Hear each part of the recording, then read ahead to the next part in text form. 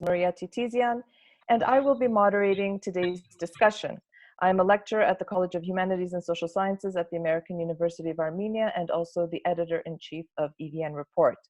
We have two distinguished speakers with us this evening who will be providing valuable insights into the environment and the economy in light of the strange and difficult times that we are all living in. I will introduce them both and then ask that they each deliver opening remarks, and then we'll move to a Q&A session where all of you will have the opportunity to ask questions. Our first guest is Vache Gabrielyan, the Dean of the Manukyan Simon College of Business and Economics. Vache received his PhD from Rutgers University and has had a distinguished career in public administration. He has served as the Vice Governor of the Central Bank of Armenia, Minister of Finance, Minister-Chief of Government Staff, Chief Advisor to the Prime Minister, Deputy Prime Minister, and Minister of International Economic Integration and Reforms. Welcome to the program, Vache. Hi. And we also have with us Alen Amirkhanian. He is the director of the AUA Acopian Center for the Environment and AUA Center for Responsible Mining. The Acopian Center is considered a center of excellence at AUA. It is the university's environmental research, education, and community outreach arm. It is currently engaged in more than 20 research and community outreach projects, teaches 18 environmental undergrad and grad courses. And prior to joining AUA, Alen was Senior Vice President of Research at Michael Porter's Initiative for, a Competitive Inner City. He has consulted with the World Bank, the UNDP, and the Brookings Institution on energy efficiency, as well as economic and urban growth issues. Alen holds a master's in city planning from the Massachusetts Institute of Technology's Department of Urban Studies and Planning. Welcome to the program, Alen. Thank you. To start off the discussion today, I would like to ask Vache Gabrielyan to make his opening remarks. Vache, the floor, if you will, is yours. Okay, thank you, Maria. Actually, this is an event of global proportions and one that has impact on all aspects of our life, starting economic output and ending up working relationships, if I'm talking about business and economy. And of course, there are a lot of other norms like social norms, social distancing, many other things that are going to dictate how we behave. Interestingly enough, if we are looking into pandemic, this pandemic is acting economic-wise as the most swift acting misstep that has happened during last century. And actually, if you take wars out, it surpasses global financial crisis, and it is comparable to Great Depression. But none of these events have been as swift and as wide-sweeping as the pandemic has.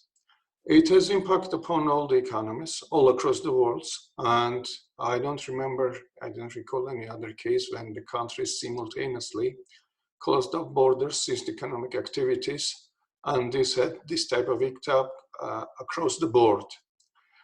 We can see it in the markets, financial, we can see it in consumption patterns, we can see it in travel, mobility, and all aspects of human behavior. Now, if we are dealing with those issues, I would like to share a particular picture. And this is, just a second.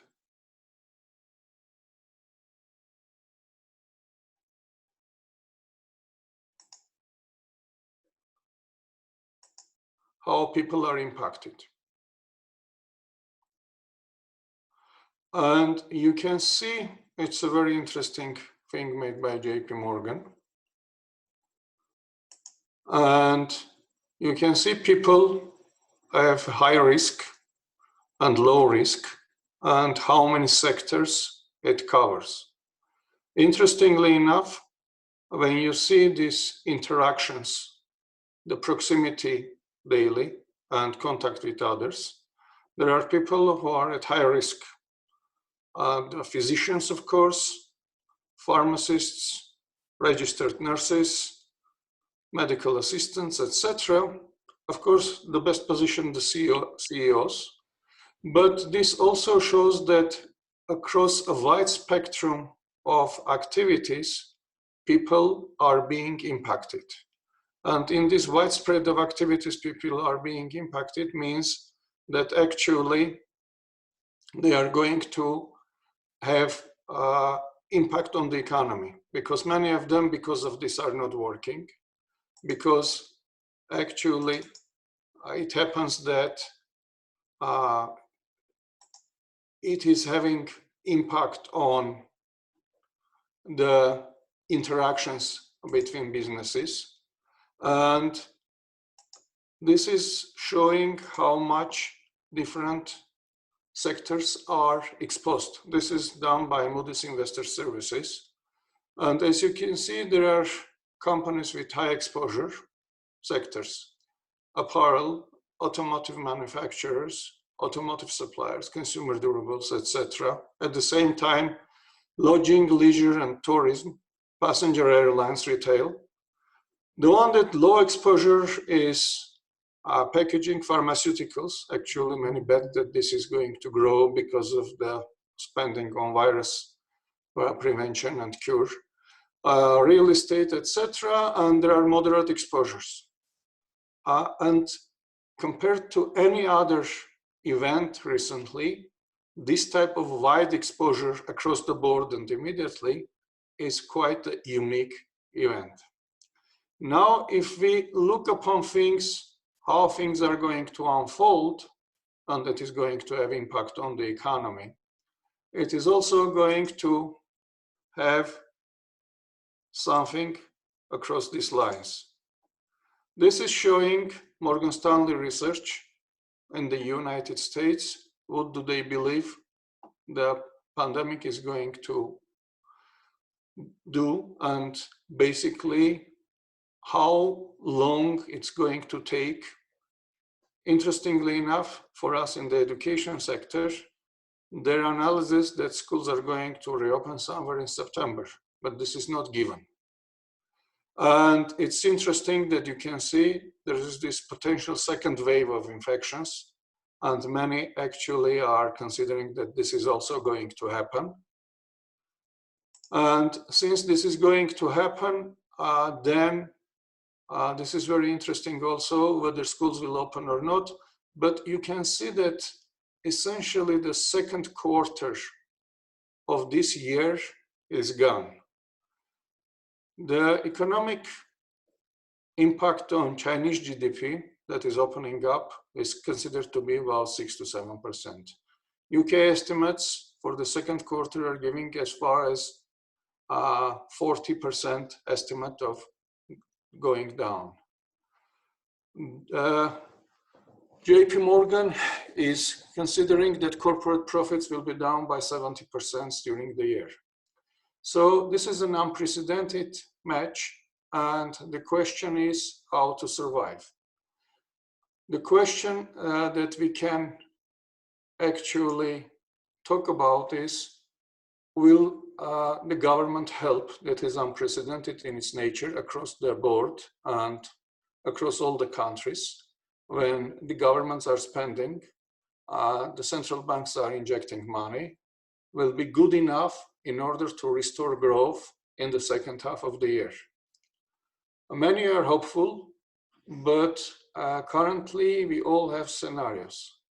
There is no one certain baseline scenario that anybody can talk about, because even if the Chinese scenario is going to happen, which is not given because the measures the Chinese have implemented are quite radical and drastic, and not many countries are able to administratively carry it out.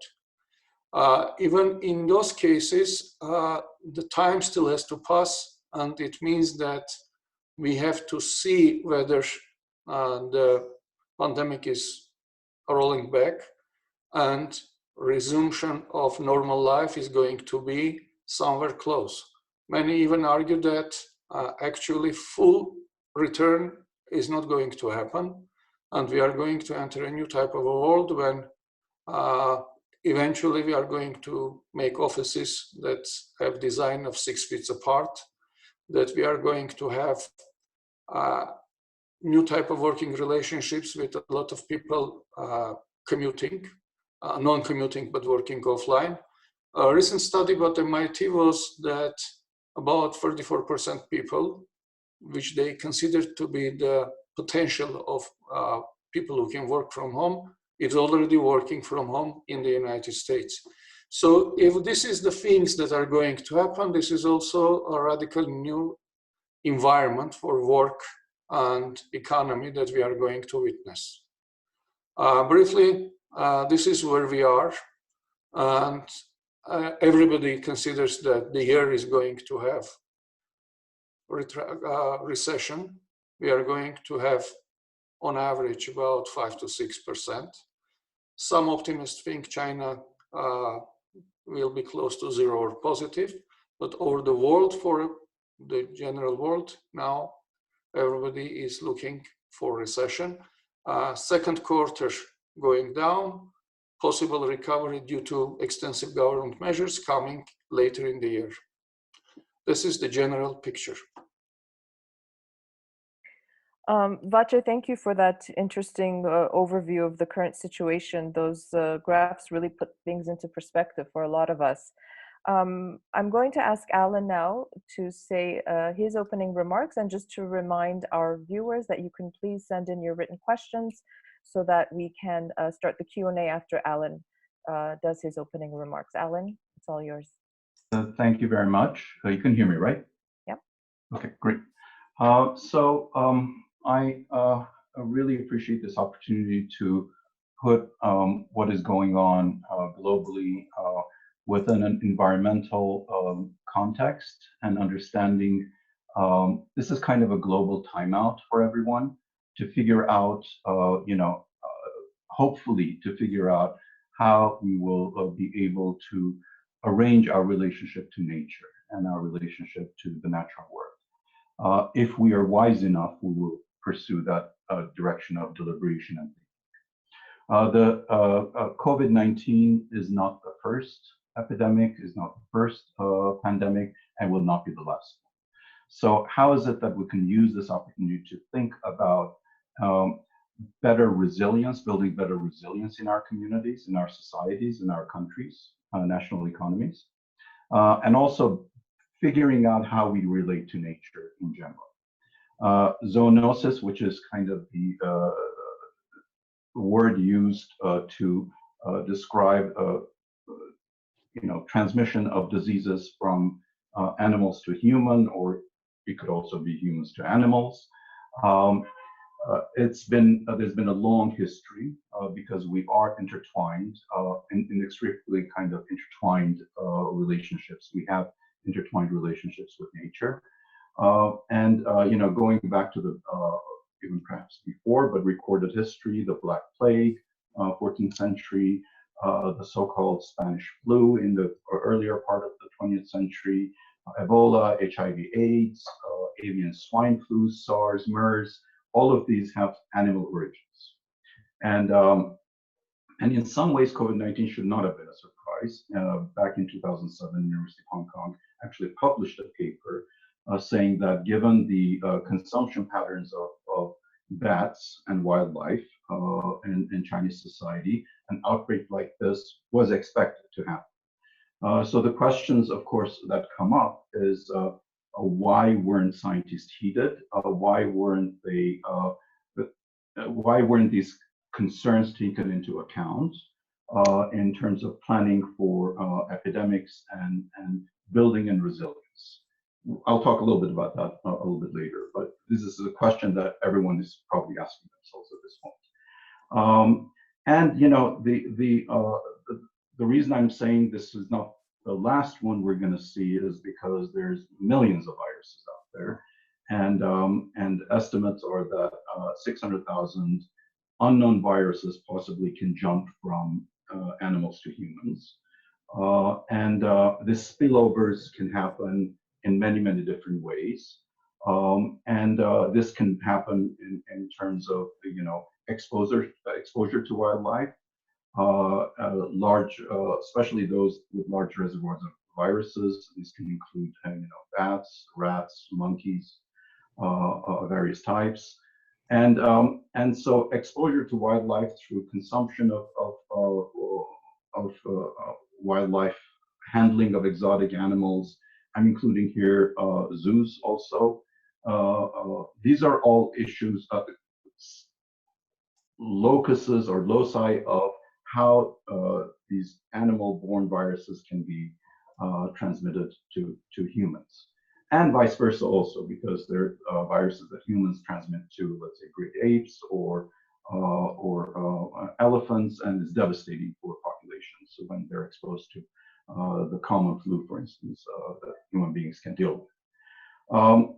And another aspect of this is not so much environmental, it's more public health and food safety, is inadequate veterinary care or handling of domesticated animals.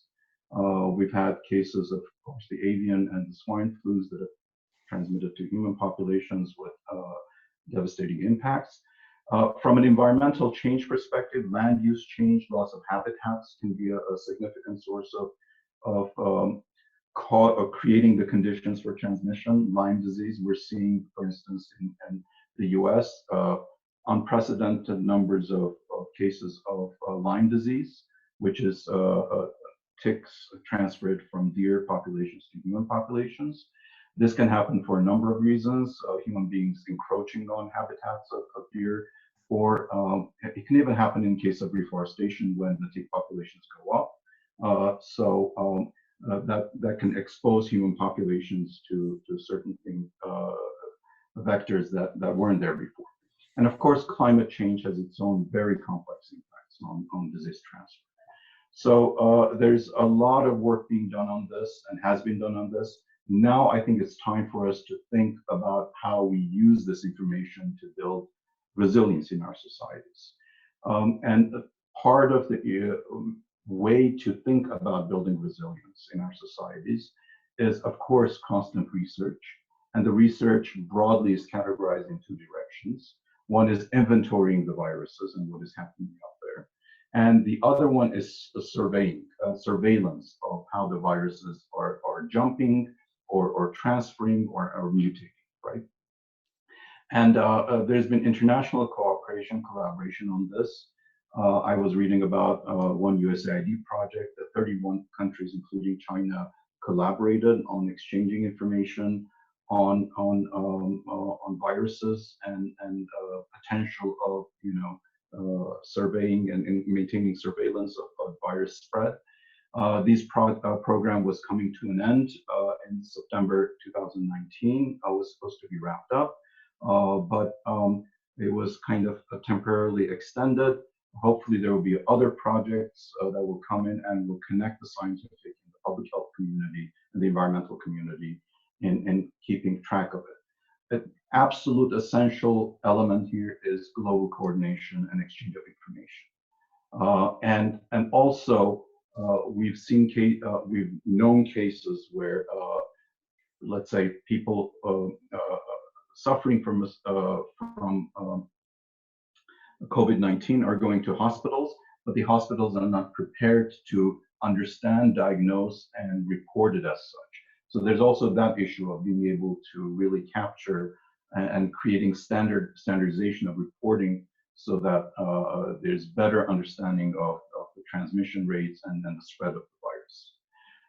And the economic losses, of course, here are very much intertwined with environmental losses. I think here's an opportunity to think about why they're not diametrically opposed. They're very much interlinked. Tourism industry being one. Wildlife tourism employs tens of millions of people. There was one writer who was saying, if we think of this one sector as one huge corporation, they're employing tens of millions of people. So but these are small businesses, and governments should focus on how to approach these small businesses in the same way they're thinking about bailing out the airline industry, large farms. So the small businesses have to be very much an integral part of thinking about this. Tourism, of course, has a positive and a negative aspect. The negative aspect is that the threat of transferring diseases from humans to wildlife is also there when you do tourism, so you have to do it right. Loss of habitats, if you don't do it in a planned way, can also be an impact of tourism. But if you do it right, tourism has been able to, in many parts of the world, has been able to save a lot of nature and conserve a lot of nature. There are other kind of impacts on the environment that I think we've been bombarded by satellite images of air pollution going down throughout the world, in especially urban centers, major industrial urban centers. Yes, well, that was expected. When there's lower transportation and industrial activity, the pollution will go down. The major question to ask is, how can we use this as an opportunity to transform our production systems to lower polluting and from carbon intensity to lower toxic pollutions and harmful emissions. And this is a very important challenge I think governments have to keep in mind when they're supporting industries to stand back on their feet. Environmental protection has to be part of the formulation and thinking. And I'll get to the point where actually OECD is making very wise recommendations on how governments should approach economic recovery, linking it to environmental protection.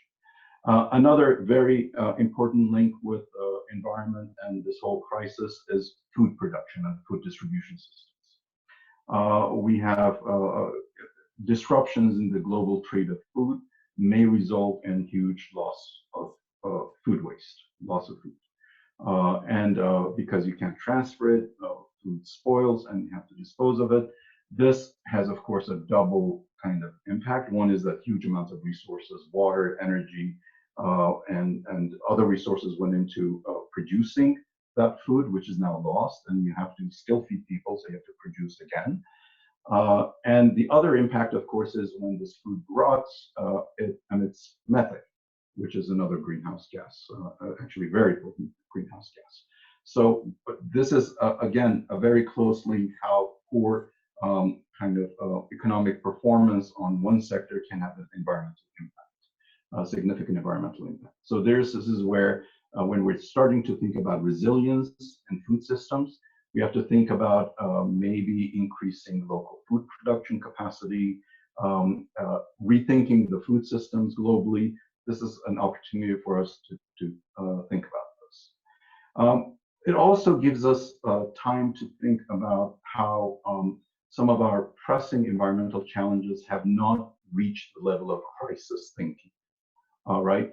So WHO reports that annually 4.2 million people die from airborne or air pollution, outdoor air pollution. The number goes up to 9 million if you include indoor air pollution, right?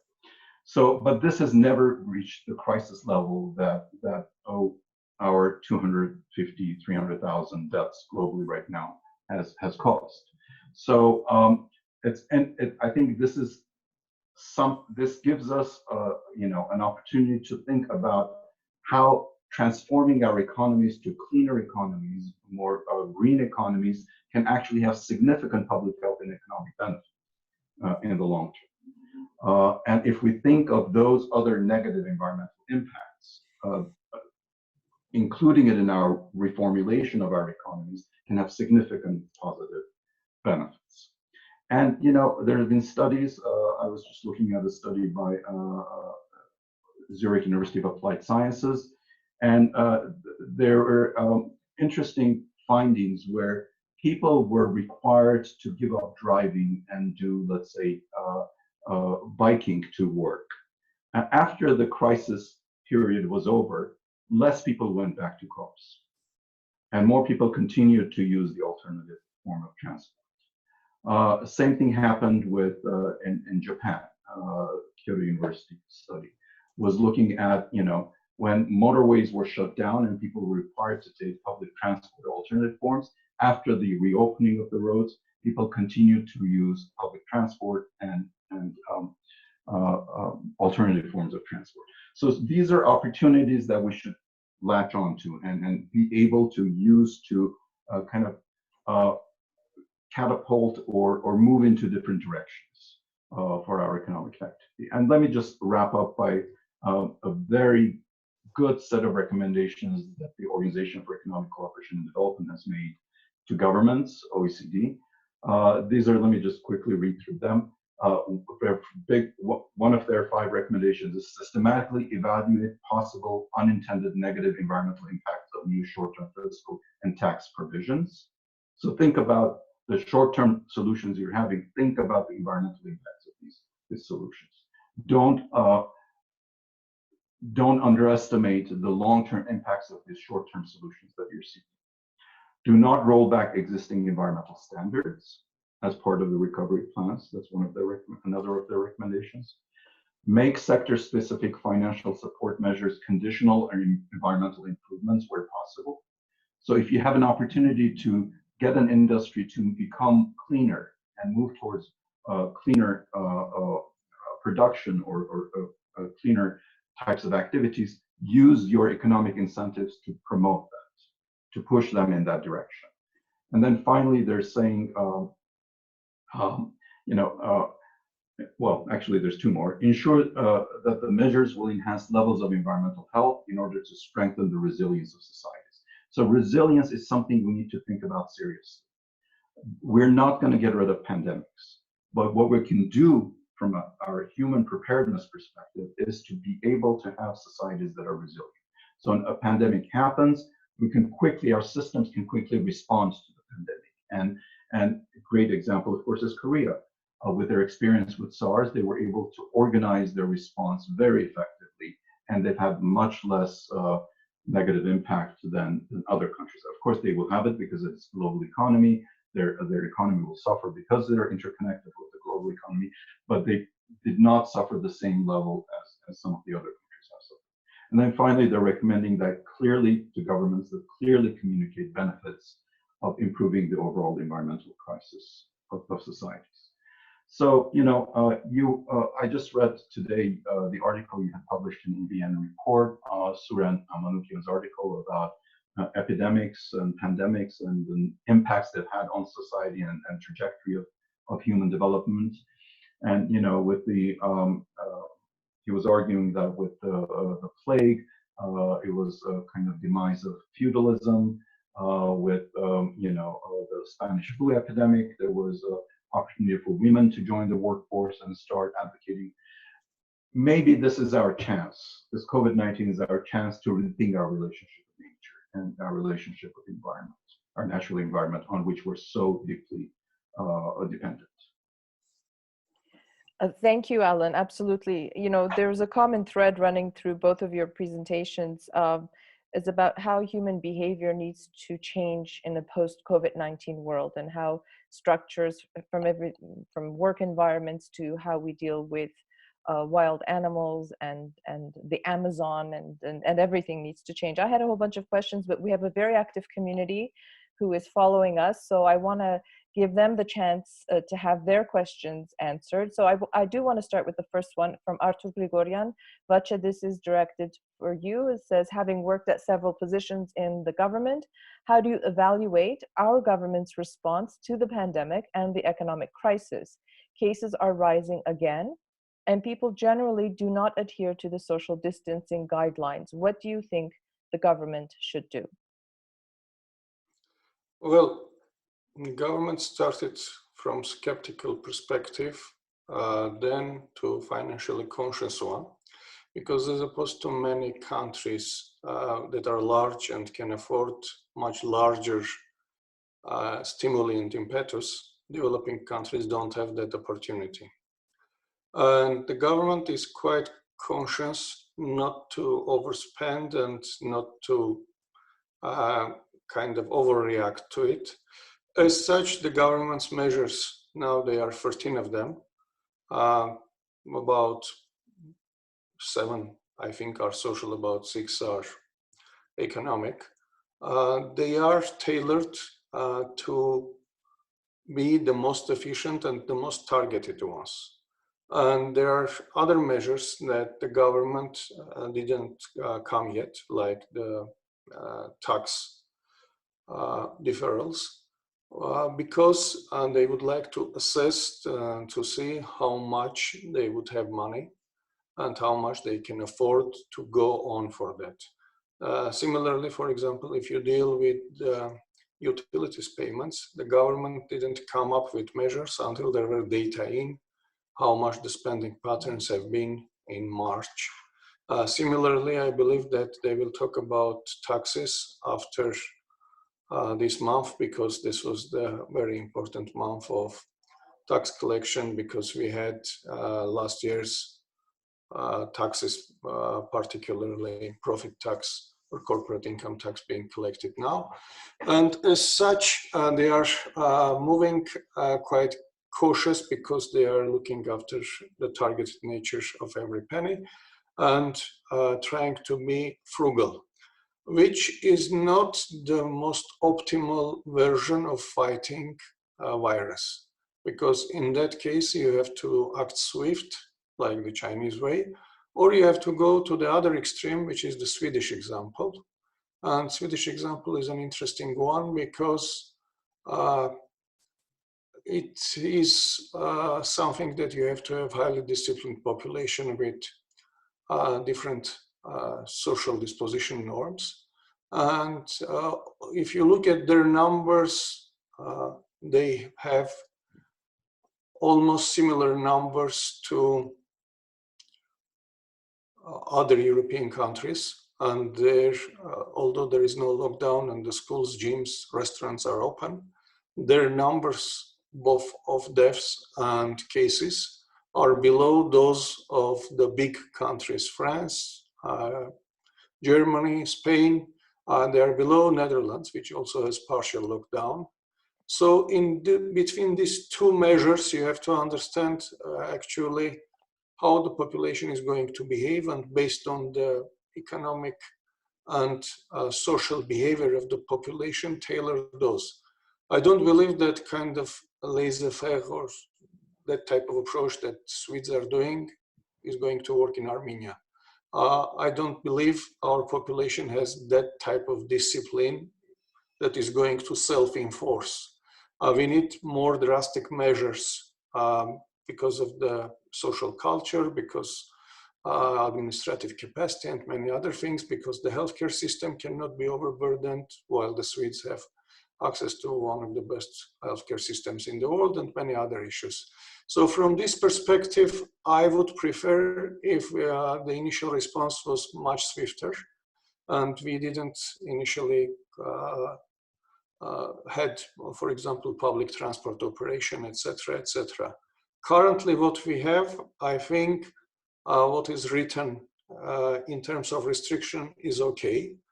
This is relating to our state of affairs. But I believe economic-wise, they have to add measures of tax deferrals, and they have to be more strict in terms of enforcement on the streets.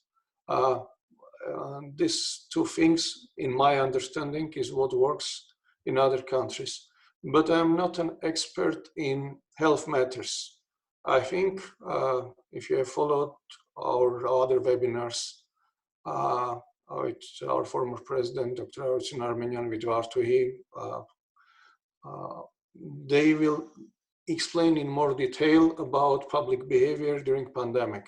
I can talk about measures economic-wise. If we are not spending more now and trying to keep afloat, especially small businesses in the more risky parts, which is the service industries, particularly hospitality industry, etc., we are going to do much more further across the road, because then it will be much harder to sustain themselves.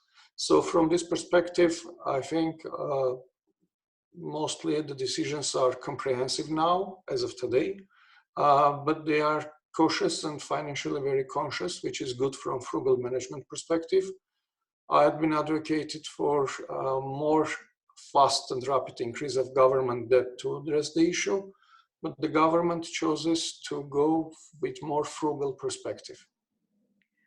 Thank you, Vache. You know, the one thing I think that COVID-19 did, especially in Armenia, and I'm sure in many countries, was it brought to the surface many of the very critical, vulnerable issues that our society faces, from the shadow economy and the unregistered workers who now cannot take part or as yet do not have the opportunity to apply for any of those social assistance packages, to our own sort of behavioral patterns where we somehow don't want to respect the regulations that are being put in place, from social distancing to self-isolating. And these are things I think perhaps it's a good opportunity right now for us as a society to start looking and creating a narrative or having a discussion about how we need to change.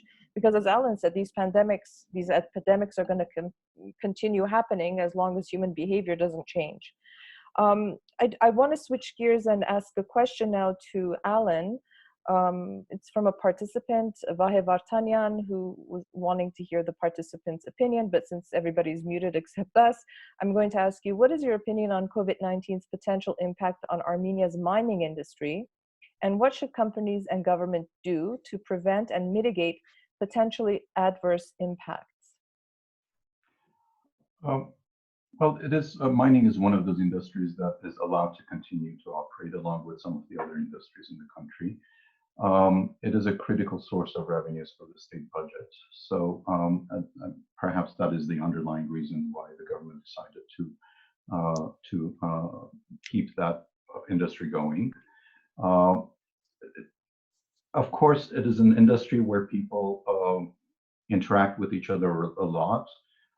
I have not seen any studies of how the rates of transmission will be different in the mining industry compared to other industries.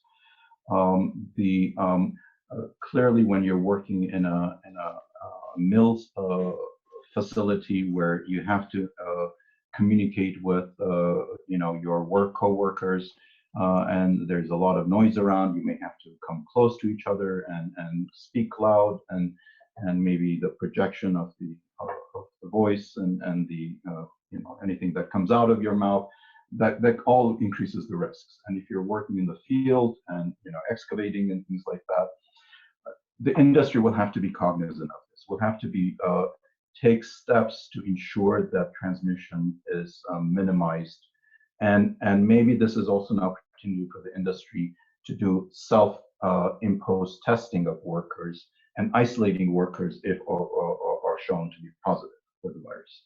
So it's a challenge, but it's a challenge that both industry and government have to work together to address. Mm-hmm. Vache, I don't know if you saw yesterday, I think it was, there was a little bit of a rebellion at one of the textile factories in Vanator, if I'm not mistaken. Workers were demanding to come back to work. So we have a question from one of our participants, Dia Hovanesyan. She says, protests are now beginning in parts of the US against the continued shutdown of workplaces. Do you anticipate this response spreading to other parts of the world, particularly to Armenia? How long do you think this state of economic shutdown can continue? And do you think that we will reach a point of needing to revive the economy even if infection rates are still higher than desired? Well, it's a question that I don't think anybody has answers, how long it's going to be and how the state is going to behave. The government was proposing to relax the controls on textile industry, and it was being discussed because it's important industry for the country, employment-wise, etc. At the same time, from public health perspective, I don't get it. But the problem with this particular industry is that with every crisis, usually the hardest hit people are the low-earning blue-collar workers. Particularly if you are dealing with this company, they are a company that employs a lot of people at minimum wage. Most of the suing companies in Armenia are those, and actually we have a couple of companies that it's the nature of the industry. We just got them from Eastern Europe because when the wages rose there, the whole company migrated. They came here, and when you talk to them about this, by and large, they are saying that unless we pay the minimum price, minimum wages, we are not competitive. So this is the nature of the textile industry, and this is something that globally is raised generally. So we have a lot of people. If you look at the income distribution of Armenia, it is like in most countries skewed to the lower end. And as a result, we have a lot of people who are earning close to minimum wage. Our minimum wage is 90,000 AMD, and currently the dollar exchange rate for those from the United States is about 486 or whatever, 490 per dollar. So we have to understand that we are talking less than $200 minimum wage, but the majority or more than 50% of people are getting wages about 125,000, which is about 220 US dollars per month, which means that those strata that are close to the lower end are quite significant. They are about at least half of the people who earn wages. As a result, if this type of lockdown continues for too long, for a lot of people who are daily earners, or I wouldn't call them hand to mouth, but who are on this lower end of the wage spectrum, in order to continue, there should be more targeted and prolonged government support. Mm-hmm. But again, I am not sure that at this time there is such a proposal in works, because if that was the case, the government would have circulated documents or would have started discussions. In all likelihood, the logic that currently the government holds as the mainstream or baseline, that there is going to be partial opening up of the industry starting from May, and it is going to be the industries that have first least proximity, and the ones that have more proximity, I believe they are going to be rearranged like with 6 feet different distance from each other, wearing masks, etc., etc. In all likelihood, this is what going to be. I don't believe we'll have more kind of this type of demonstrations, but I think the government is aware of the fact, and there are a lot of people in the country who are saying we cannot afford to be shut down for a long time. We are not a rich country to afford that. Yeah, indeed, it is a conundrum for many governments. Alan, there's a question. Can I jump in with one point on this? I think this is a great opportunity for institutions like universities to work with governments or alongside with governments to do scenario planning. Okay, we don't know how it's going to end up, how this will evolve, but given this kind of outcome, what are the prospects of, let's say, the tourism industry, the hiking industry, for instance, in Armenia to revive? And if they do revive by the summer, if people, because they're tired of sitting at home, they want to do something, maybe internal tourism has an opportunity this summer, but how do you do it right so you don't continue exacerbating the situation? So I think this is a role for institutions like universities to really do this kind of scenario planning and thinking about and preparing guidelines that governments can use to disseminate to tour guides, to tour operators, and so on and so forth. So I think we shouldn't sit idle. There's things we can do. Mm-hmm, so. mm-hmm. I think one thing that this pandemic has shown is how unprepared the world was for it. And we're seeing that in every sector. But I do have a question to you, Alan, from Gurgen Hagopian. He says, can the correct urban and infrastructural planning reduce the risk of mass infection or severe spread of the virus? And after all, is COVID-19 a valid reason to think of such preparations in the future? I think overall infrastructure Yeah, I mean, if you have continuously eroding sidewalks and people have to walk closer to each other to be able to transport themselves from one point to another, of course that increases the chances of transmission of viruses. So, I mean, Yerevan had this really luxurious infrastructure from Tamanyan. Of course, we eroded it over the past 20, 30 years, and maybe even starting from the Soviet period.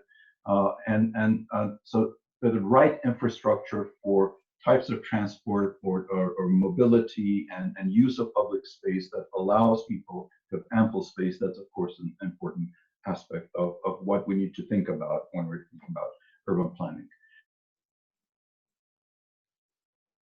Alan?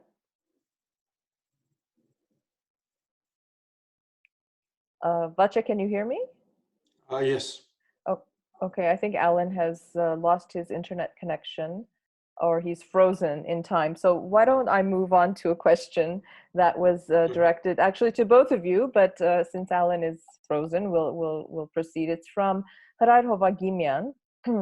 He says, are there any calculations or research already done on Armenia's economy?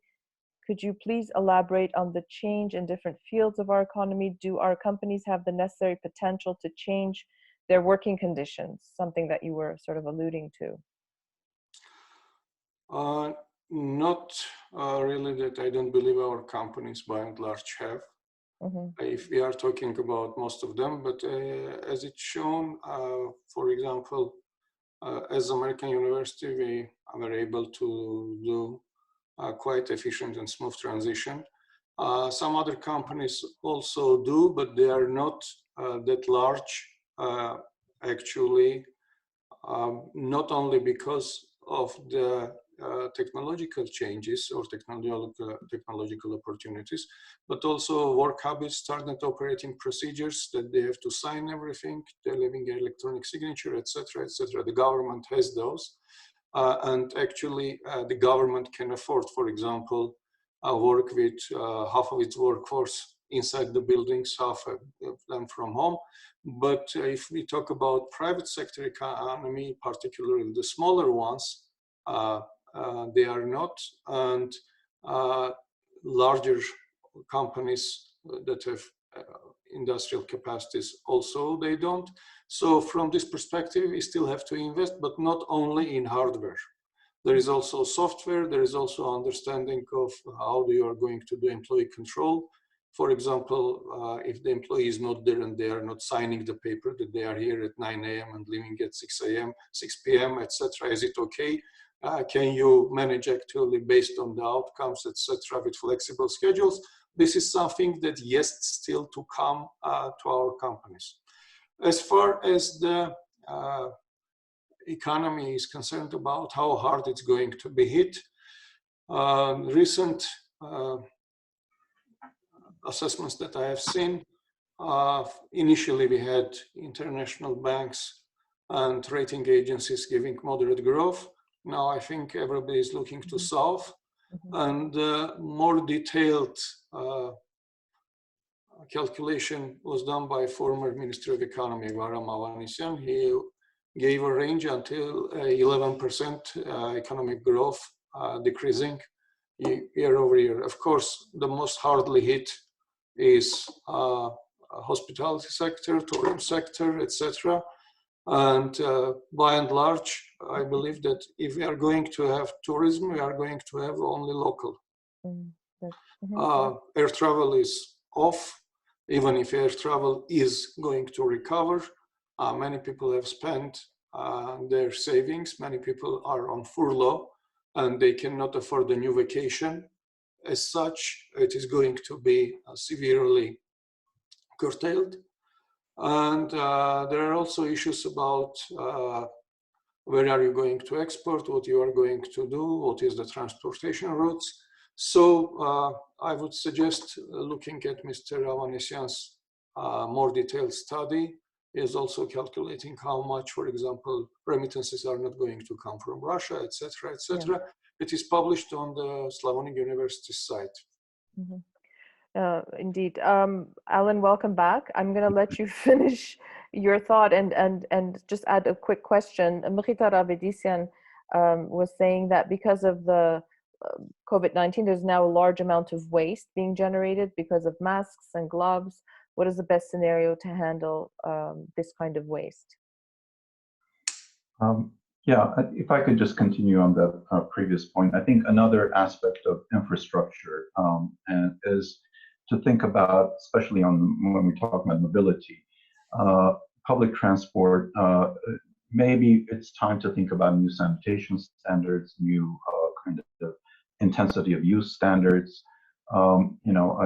Again, going back to South Korea, which highly dense cities like Seoul, the kinds of solutions they have every night, their buses are sanitized using ultraviolet light, the C type, which kills or disables the viruses. So investing in that kind of infrastructure can have significant public health benefits, and create more sense of comfort by people using the transport. So this is also another kind of direction where you think about infrastructure. With respect to waste, yeah, I mean, I think it's important for us to think about the kinds of waste we generate. I have been doing a lot of cooking at home, and I'm amazed how much the waste that I'm generating is not food waste; it's more packaging waste. Mm-hmm. So it's rethinking about how we package food and how the kinds of materials we use to package foods. Also, I think that's a very important question to ask. Mm-hmm. With respect to masks and gloves, I think there has to be a serious public awareness campaign on that. It's hard to crack down on people because I have lost gloves myself and I didn't realize I lost it. So because I've just pulled something out of my pocket and the glove fell. So it's not always intentional, but there has to be a serious public awareness campaign to how people should think about this and littering and that intentional or unintentional. So we have a better managed situation. Mm-hmm. My experience with waste collection over the past few weeks has been, it's working very well in city of Yerevan. I don't know in other parts of the country. I think what we need to now start thinking about is the kinds of waste we're generating and how we can minimize the kinds of waste that are not sustainable materials or materials that are just overall loss to the economy as opposed to renewable resources and materials that we can compost or extract energy from, harvest the energy or nutrients from. This is time for us to think about those issues as well. Talking about time, we have a lot of great questions, so I want to try and sort of pull through them if we can. We have a question from Dr. Karin Martinez, who is the president of AUA. She asks, will the crisis trigger a faster transformation to the fourth industrial revolution and a real dedication to SDGs, to the Sustainable Development Goals? So I can open to either one of you who want to answer that question. My quick answer will be yes. I think the fact that we're changing our relationships with each other using internet as a mediator or technology as a mediator, but also making technology our own.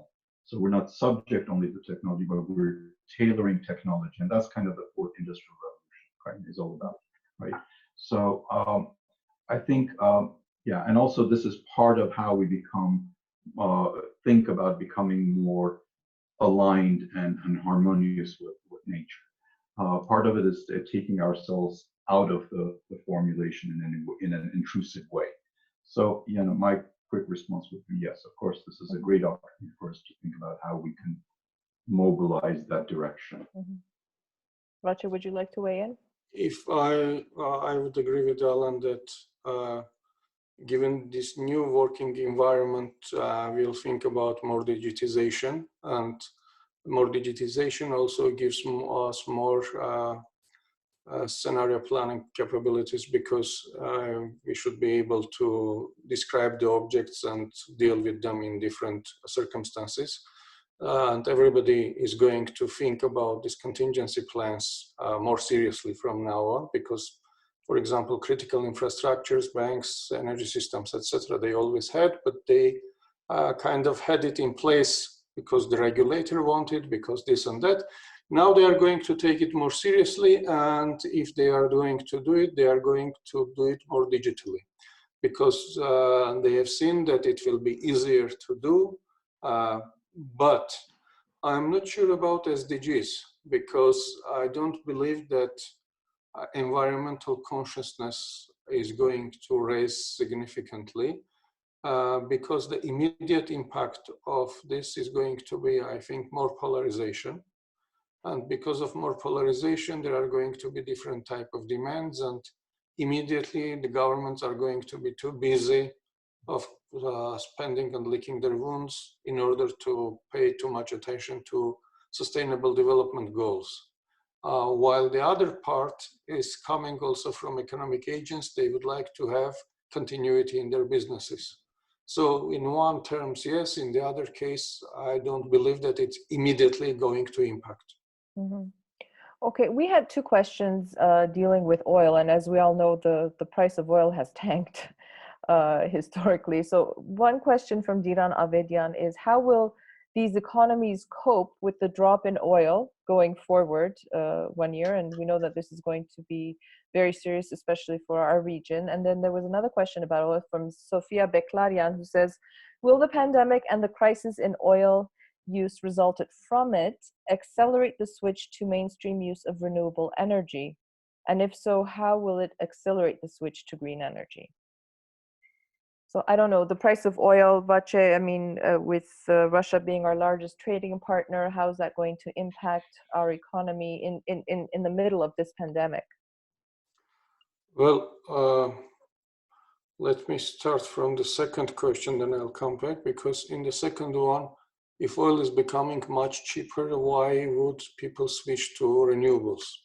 I mean, it's different dynamics here. Because renewables also cost money, because you have to spend and invest in order to do this, and the payback is not that. So I don't believe that particular trend is going to be there. Second, oil contraction is mostly to global demand curtailment. I was citing this number yesterday from January 7th to April 7th. The global airline industry has gone down 87%. This is about travel, but this is also about, for example, kerosene consumption. So with all of this demand going down, if we are recovering to normal levels, I don't believe that this particular plunge and going to negative territory for the futures for 1 month, etc., is going to play down, because if the recovery starts, you are going to consume oil. And after that, I believe that with these lessons in mind, the OPEC countries plus Russia and United States will manage to have it on a level that is making these countries comfortable, not completely comfortable in the sense that they can do things, but for example, it will have impact on Azerbaijan's military budget. I believe it will have other type of impacts, etc. In Russia, what is going to be, of course, situation is going to worsen, but Russians are spending heavily from their national slush fund. They have a fund for national prosperity, and they have accumulated money there during this year, and I think early next year, they are going to spend first from trying to even up the consumption patterns. But over the long run, and over the short run, it is going to have impact on the remittances. It is going to have impact on our trade. So as far as regional development is concerned, I don't see too much good things flowing to us. On the other hand, you'll have cheaper oil prices. But since Armenia is not spending that much on oil, but on gas, and the gas prices in our case is decoupled from oil, it's not going to make that much of an impact. Okay. Alan, would you like to say anything? Just a couple of comments. I think part of the transition, of course, will be how governments what policies they adopt and how they support a transition. Yes, I mean, of course, what Vache is saying, the low prices are only going to be an obstacle to transition because, economically it will be very difficult to justify investments, longer-term investments, if the short-term costs are very low. But also, again, going back to the OECD recommendations, this is where governments have to think and collaboratively think about, the right policies and strategies to enable a transition to a cleaner economy. The other aspect of the temporary demise of the oil, sector is and gas sector is, and this is a risk that they've been talking about it over the past few days, is that there's less control and there's less investment in monitoring emissions from that industry in the extraction phase of it. So you could see much higher rates of methane emissions, which is again a very powerful, potent greenhouse gas. So with that industry could also, with this lower kind of revenues and also lower supervision and control over the industry, we may have also see negative environmental impacts from a greenhouse gas emissions perspective. So these are to be balanced. Mm-hmm. One of the questions that I wanted to ask Vache earlier was how this COVID-19 is impacting the different sectors of Armenia's economy. And we have a question from Levon Galistyan. Vache, I don't know if this is your field of expertise or you want to, talk in detail about it, but he's asking, how is the agricultural industry, or how will it change because of this pandemic? Well, agricultural industry, there are two aspects that we have to discuss. One aspect is the organization of agricultural works.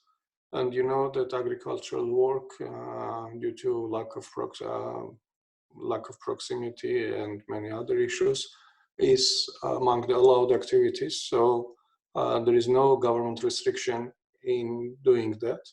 At the same time, the question is how much they are ready to do so, because over the last years, agriculture in Armenia was contracting, and there were a couple of programs that earlier the government was doing, which was subsidizing the smallholders to engage in activities which was not for their growth perspective, but actually keeping them afloat type of thing.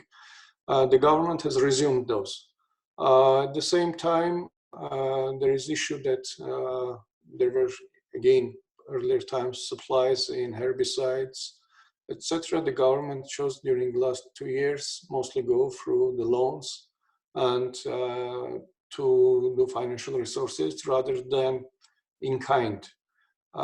So I don't have yet the data in order to make a judgment.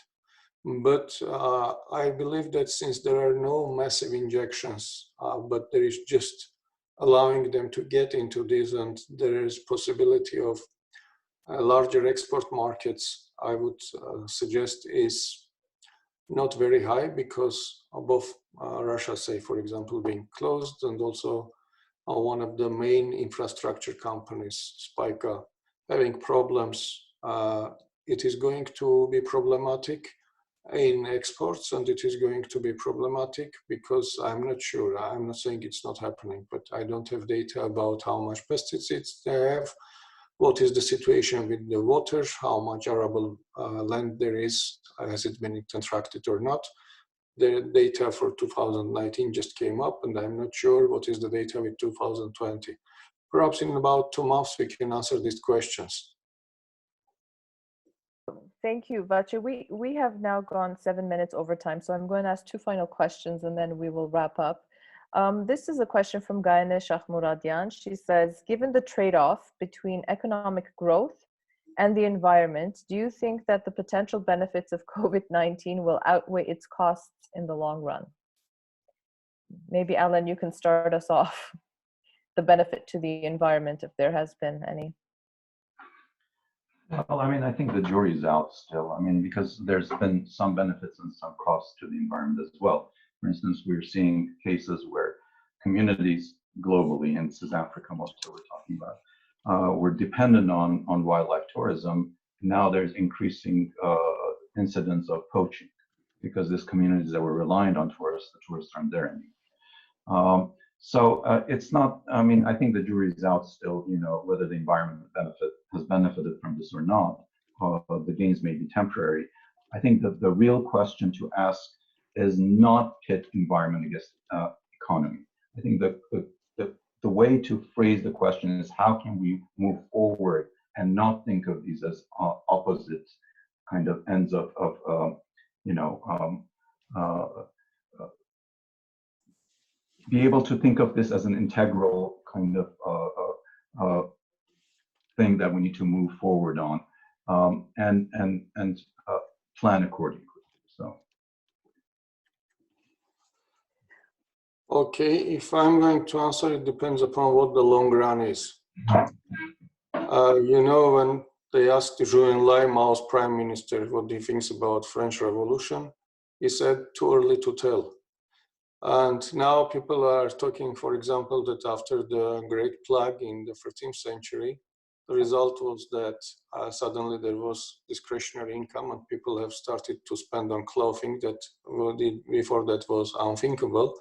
And it was the rise of the kind of fashion industry. But it took a couple of 100 years. So over the long run, what are we talking about? It's going to have impact, but I cannot foretell yet what the features of this impact are going to be and along which lines. Hopefully that we'll be able to think more holistically and heed to the advice that Alan was telling about. But I don't see yet the infrastructures or the movements that are going to carry that out. Mm-hmm. Okay, and because I am a media person, I guess the last question I get to choose is it's about the media. David Kocharov, I hope I pronounced that right, writes to both Alan and Vache. Do you think the media coverage of COVID-19 pandemic has been adequate globally and in Armenia in particular? Did the amount and nature of information delivered through TV, social media channels actually help citizens prevent the spread of the disease in a sober manner, or it rather scared people and created unnecessary panic? Panic impacts the way we spend, the way we save, does it not, Vache? Yes, and it also, but it also enforces our behavior, particularly social distancing. Now there is a very interesting question that I don't have an answer to. Actually, there are a couple of outlets that have provided good information and timely information.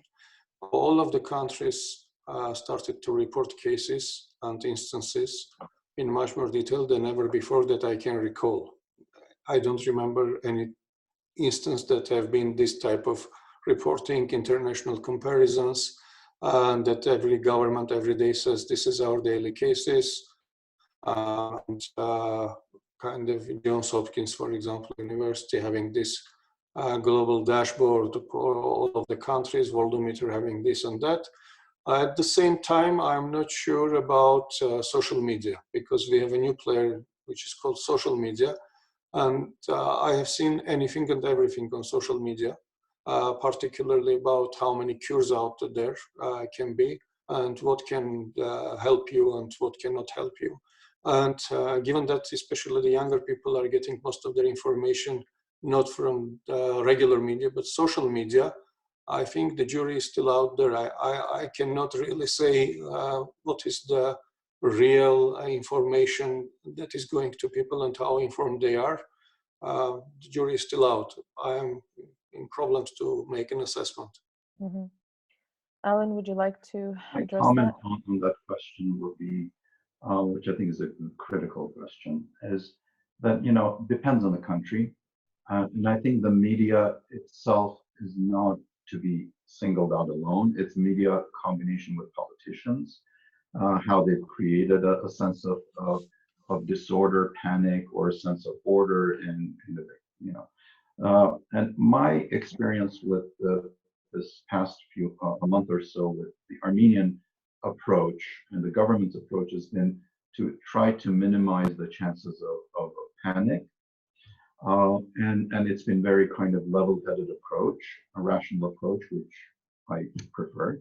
When you look at some of the Western countries, a large variety of responses, like I mentioned Sweden, and then the German response, the British response, the American response, very different from each other. And so I think the example of the biggest panic we saw was the US example, how this combination of politicians and media just really exploded the kind of sense of angst in society. What I had an issue with in Armenia is that I think the regions are not getting the message in Armenia. I am hearing from people in the regions that in Yerevan and other places, life is going on as usual. People don't believe this is a threat. And now today I heard a case of a super spreader woman from one of the regional communities who's going around the country, and she's been responsible so far for a number of infections. So I think in Armenia, in the regions, the message hasn't gotten around. And I mean, that's also probably, you don't want to exaggerate the risk, but you also want to communicate the reality of the situation. Sure, striking a balance is never very easy. Well, I want to thank both of you for this very informative discussion. I don't think that we got to all of the questions from our participants. I apologize to them. I tried to, bundle them up as much as I could. Vache Gabrielyan, Alen Amirkhanian, these discussions are very important for us to understand and to look for reliable, credible sources so that we can be better informed. So if you have any sort of closing remarks, we'd love to hear them, and then we can sign off and say thank you to all of our participants. Well, stay home until told otherwise. Best advice of the day, of the year, maybe. Alan? Yes, I think, stay home is a good advice. I don't think I've spent this much time at home for the past 50 years or so. Yeah. So it's a really time to really get in touch with your values. But I also think this is time for us to start scenario planning and thinking about, what is, as it's being called in media, the exit strategy, right? So how are we going to get out of this situation? And what are the possible ways in which we will get out of this situation? So there's plenty of work to do and thinking to do, and no better time than now. Right. Social responsibility. Stay home for the healthcare workers, and be safe. And we will pull through this if we all cooperate and think of all of us in the same boat together. So thank you, Alan. Thank you, Vache. Thank you, AUA, for this opportunity. And thank you to our participants. Please don't kill me that I didn't ask your questions. Hopefully next time around, we'll get to them. Thank you. Thank you. Bye-bye.